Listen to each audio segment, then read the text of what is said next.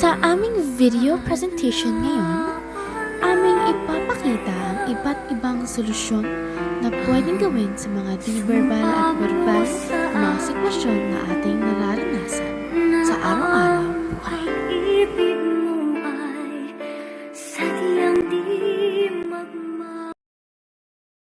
Seryoso, kalumag? Bakit mo pinagkasaiba yung sinabi ko sa'yo? Akala ko ba kaibigan kita? Hala pre, hindi ko naman sinasadya. Bilis na ako kanina, sorry talaga. Kahit na, kakainis ka pa rin.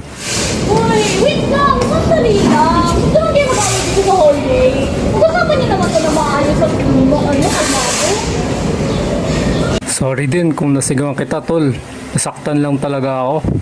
Mali ko rin naman, Vega. Sorry talaga. Ito na ulitan sa akin.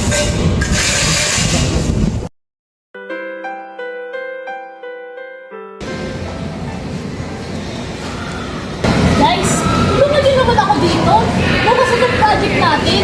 Ako pala yung gumagawa. Kaya mo na yun na Desan. Ikaw naman na pinakamatalino sa amin eh. Oo nga. Sandali lang talaga, no? Sandali lang yung tagay ko. Hindi pwede yung ganyan. Hatiin natin itong trabaho na to para matapos na natin kagad. Tereso, ikaw mag-research ka sa phone mo. Tapos ikaw, Clemente, ikaw na yung magsulat. Ako na mag-ayos ng presentation natin. Okay na ba yun? Sige. Ako naman susunod. Sige, ako na magharap na informasyon.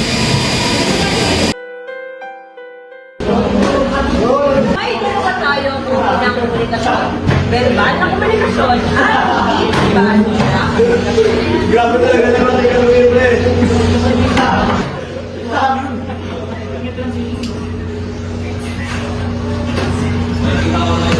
Hindi naman natin pagpatuloy yung klase natin.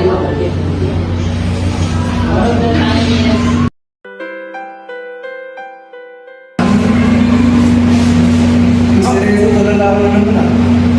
Naka, Clemente! Sobra ka na ha! Makakasakit ka na!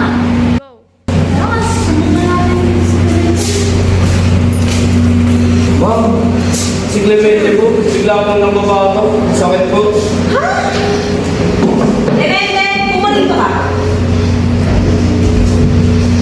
Ilang beses ko bang sasabihin na bawal ang panunokso o pananakit sa loob ng classroom. Humingi ka ng pamano kay Cerezo ngayon dito. Sorry ka, seryoso. Alam ko naman mali. Hindi ko na ulitin. Ay, lang yun. Okay, para sa ating huling tanong. Ano ang pambansang bulaklak ng Pilipinas? Okay, let's go. Rose ko naman! Rose daw, kung naman sa pagkita kaya yun. Huwag mo naman siya tawanan, Vega. Hindi naman masama magkamali. Sinabok lang siya.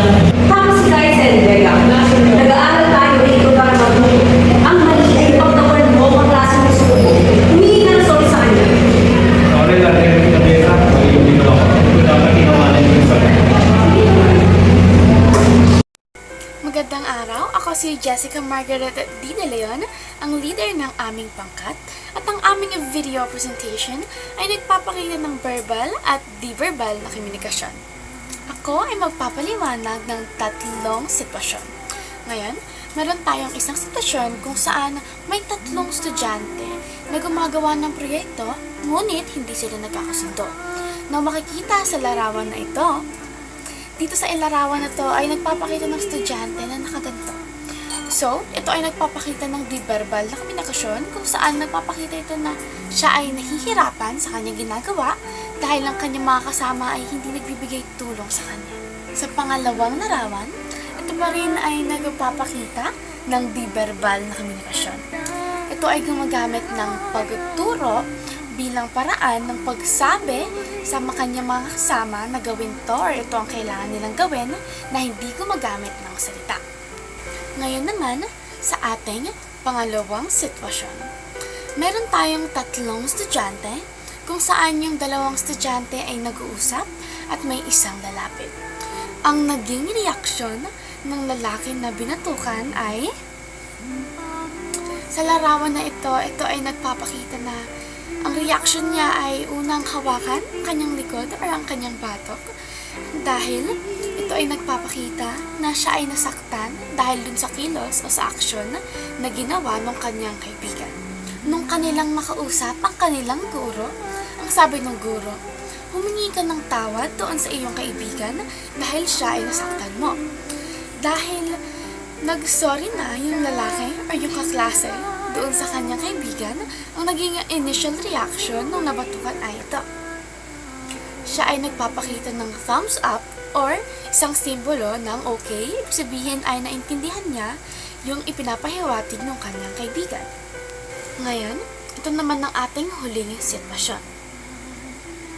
Dito sa larawan, nagpapakita ng isang guro na nagpapakita ng di-verbal na komunikasyon kung saan sinasabihan niya ang estudyante na tumigil. Ngayon, sa sitwasyon na to, may dalawang estudyante, yung isa ay nag-recite sa klase ng kanyang guro. Ngunit yung kanyang katabi ay pinagtawanan siya sa kanyang sagot.